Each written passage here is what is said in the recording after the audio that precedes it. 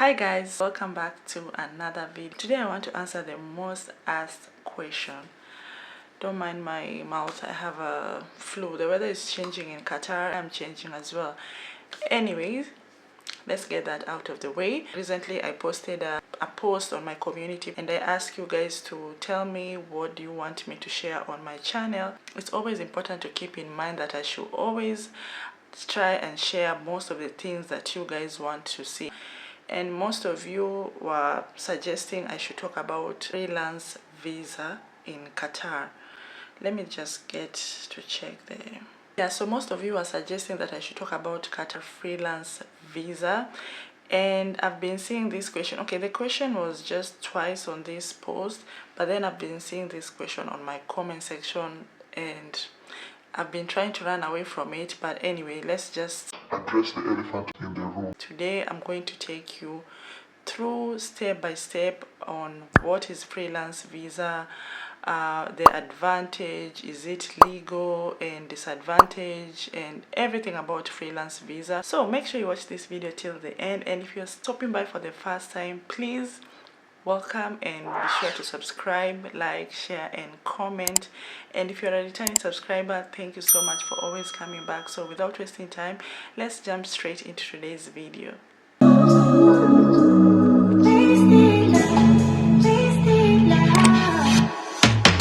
Come on over, let's pick up where we left off. So yeah, like I was saying, I've been seeing this question like, I don't know, if I start going through all my videos, to be honest, I will find this question in most of my videos. What is freelance visa and how can you get it? Like, is it legal? All those questions. I know you're asking yourself now. Yeah, calm down. I'm here to answer all the questions and I will try to be as honest as possible so that at least you can be informed of this visa, so that this question will not repeat itself on my channel, and as well you'll be satisfied with the answers. So yeah, let's start from what is a freelance visa. There is nothing like freelance visa. I said I will be honest with this. From the question that I normally get, from how people ask those questions, it always seems like they feel like when you have a freelance visa, okay, you are free in this country, you are free, blah blah blah. It's a lot of things that comes with those questions. So what I want to tell you is there is nothing like freelance visa. It's just a name that people created on a visa that has been existing, but just try to give it a name as a freelance visa and it looks like you'll have this kind of freedom in someone else's country. No, there is nothing like that. The visa itself is just like other visas. It's like a tourist visa, it's like a work visa. It's something that is legal in this country. It's something that will go under a government process to get this visa. To me, something that is free, it means that, okay, you can do everything by yourself. You don't need to depend on, someone else to do it for you or a country to do it for you. Anyway guys, let's get into it so that you can understand. The name freelance visa is just as, the same thing as a hire card. I'm gonna do a video about hire card. Let me know in the comment section.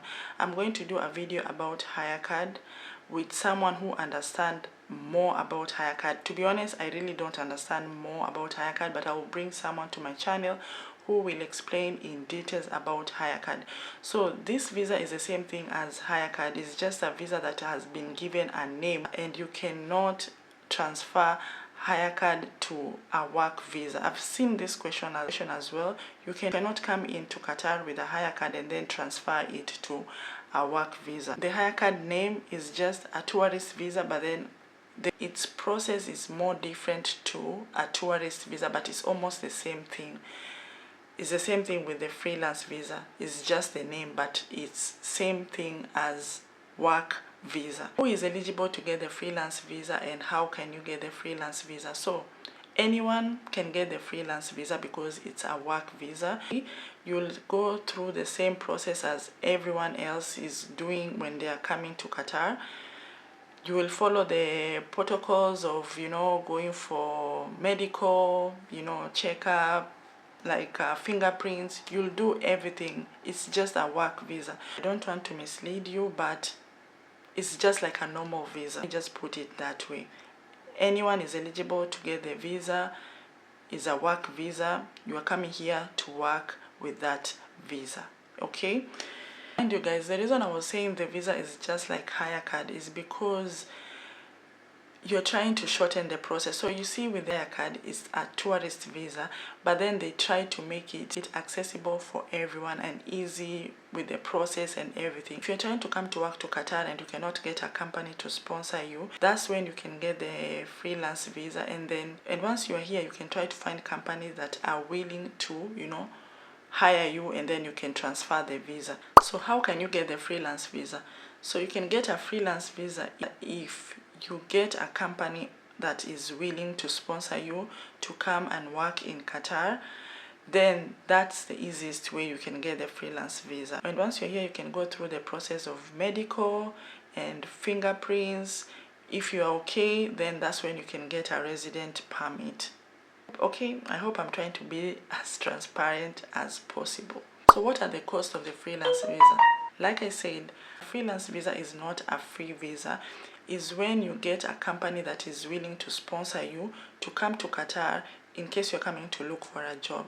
So for you to get this company, you need to pay this company for them to get you the visa for you to come to Qatar. And once you are here, you can try and get a job. They can do everything for you. They can get you a resident permit. They can do everything for you. And then once you get the resident permit, you can start looking for a job, or you can work with them. If the company is recruiting, you can work with them. If the company is not recruiting, then you can either try to find another company that is hiring, and then you transfer to that company. So a freelance visa, as they put it, will at least enable you to get a company to sponsor you, and you have to pay that company, because most companies, they don't like hiring people from outside. I think I've done a video about that. There are a lot of people in Qatar who don't have a job, and then, you know, sponsoring someone from outside to bring them here, it will cost you flight, it will cost you visa process, it will cost you a lot of things. So you have to pay this company some money for them to do all the process for you. The company will only act as a representative or a sponsorship for you to come here. For them to do that process, you will have to pay them, because it costs them money for sure. So that can be an easy way for you to relocate here, because getting a job online can be tricky, and most companies, they don't want to hire from outside because it will cost them. So if you're ready to pay all the expenses, then you can pay everything and the company will send you a visa. And that's why I think a lot of people feel like it's a freelance visa, but no, it's not a freelance visa. You are under a company, you are under Qatar law, you will follow all the rules in Qatar, so there is nothing like freedom. It's just a company that is coming in, act as a representative to sponsor you, for you to come here, because so many companies consider hiring people locally than bringing people from outside. So if you're outside and your aim is to work in Qatar and you can't find a company that is willing to sponsor you, then that's when you can look for a company that is willing to sponsor you, but then you will pay them all the expenses that they will have to bring you here and get you a visa. So with all that process, it can be expensive, because you have to pay for your flight. Second thing, you have to pay for your visa process, you have to pay for your medical, you have to pay for a lot of things. So it can be costly if you don't have that money, and it's expensive. And mind you, Qatar is a very expensive country. So if you try to calculate all that, it can cost you a lot of money. So let me try to explain the disadvantage of this freelance visa before I go to the advantages. It can be expensive because you have to pay for all your expenses.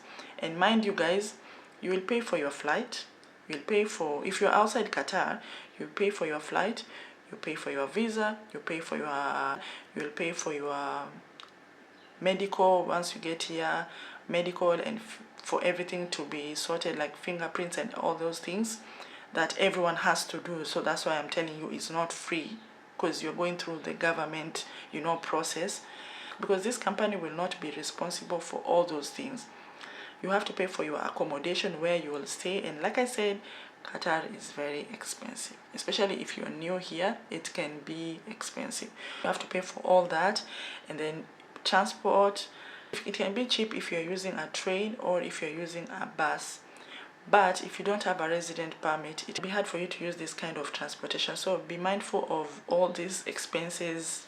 You need accommodation. If you know someone here already, then it's an advantage. But then if you don't know anyone here and you have to do everything by yourself, it can be expensive because you need to pay for accommodation. I think I'll try to do a video on how you can get a bed space once you arrive in Qatar. There are some bed space. They can be expensive if you try to compare to what you pay back in your country to here. There are some bed space that you can pay, but if you don't want to live in a bed space, you want to live in a place that is very comfortable, then it will cost you. You need to pay for your food, which is very, very expensive. So that's why I was saying everything will be on you. It will not be on the company. Probably that's why people are calling it free. Free is everything will be on you. But then if a company sponsor you and they are doing everything for you, cater for your transportation, food allowances, and your basic salary. So if you're doing everything on your own, then it can be free on your head, but you have to pay for everything by yourself, and it's expensive. That's the first disadvantage of this kind of visa. And mind you, once you get your PR, which is your resident permit, it's always valid for 1 year. After that 1 year, if you have not gotten a job or if you have not transferred to a company that is willing to sponsor you with an actual job, then you have to pay for your resident permit so that you are not living here illegally. Because if they find that you're living here illegally, like your visa has expired and you continue living here, within 2 or 3 months, you can be deported. So this is one of the disadvantages of this visa. It's expensive, and then you have to be on toes, because if you don't get a job that you're looking for within that period of 1 year, then you either go back to your country, or if you live here illegally, you will be deported. And then something else is, if you have this type of visa and you want to work with a different company, not the company that is sponsoring you, you want to work with a different company. Some company will not let you work with them with the other visa, because some people don't want to transfer the visa to the other company that they want to work with.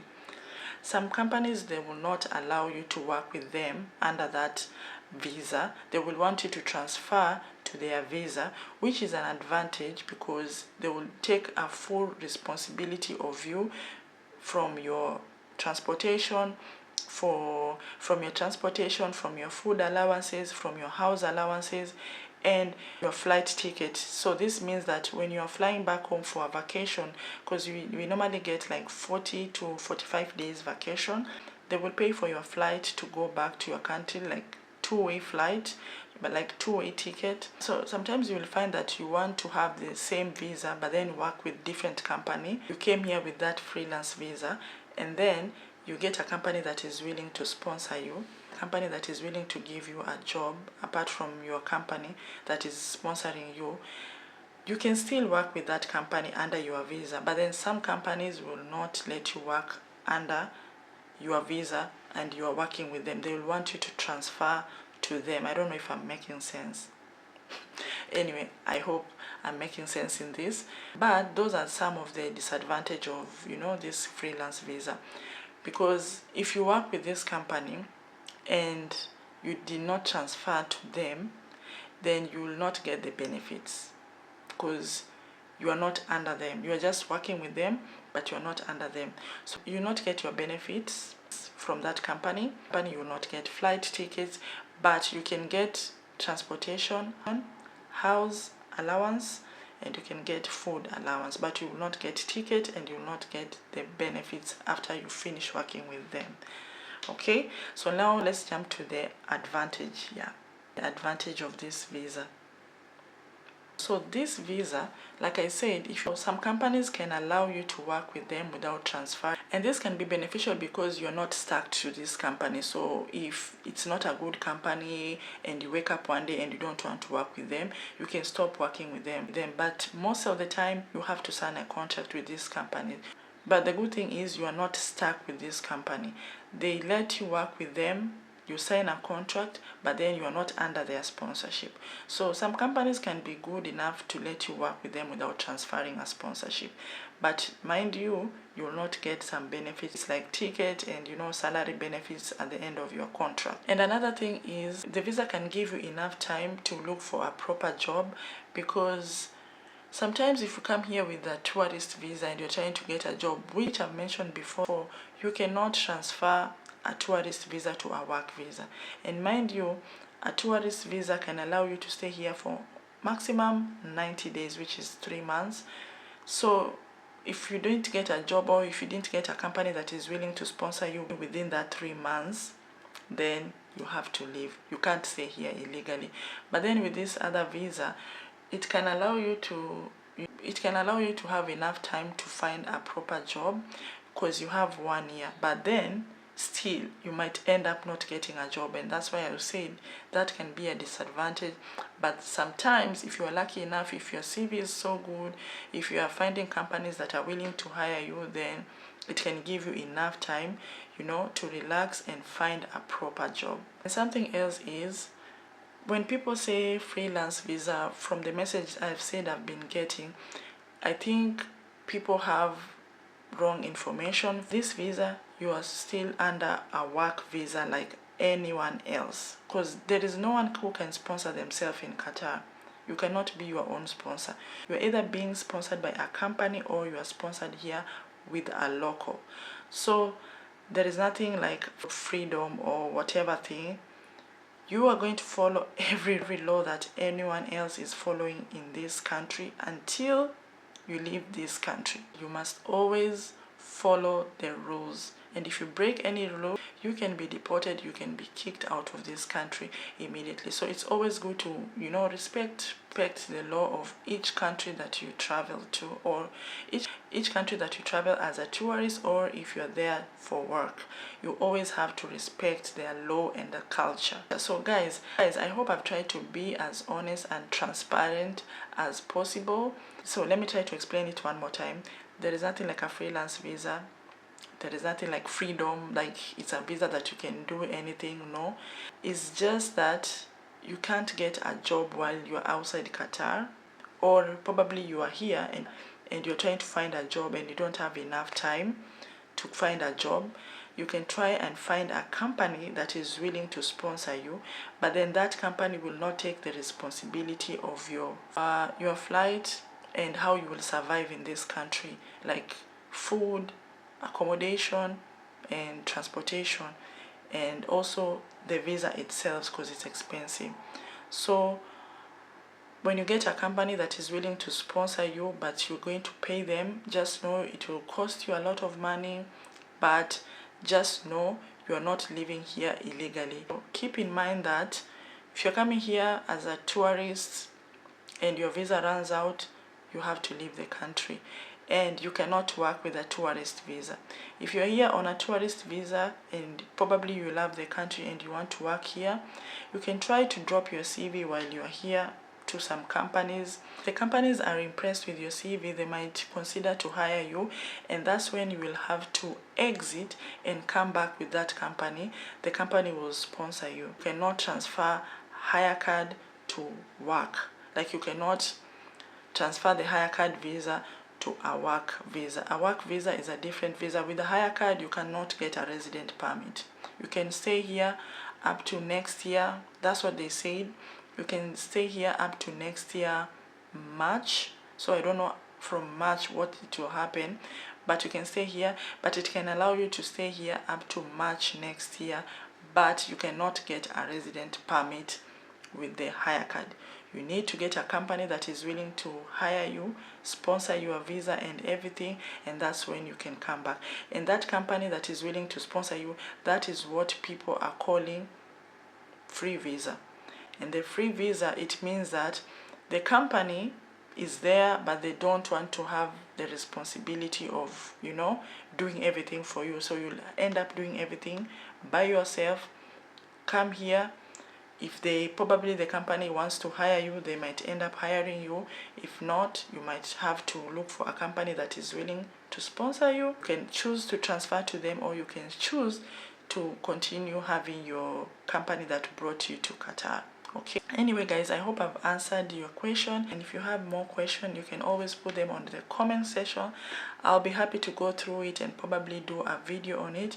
But then next I'm going to do a video about hire card. I'm going to answer all the questions about hire card, so you can put them on the comment section as well. And I hope you've watched this video till the end, and if you did, please be sure to subscribe, like, share and comment, and I hope to see you on my next one. Bye.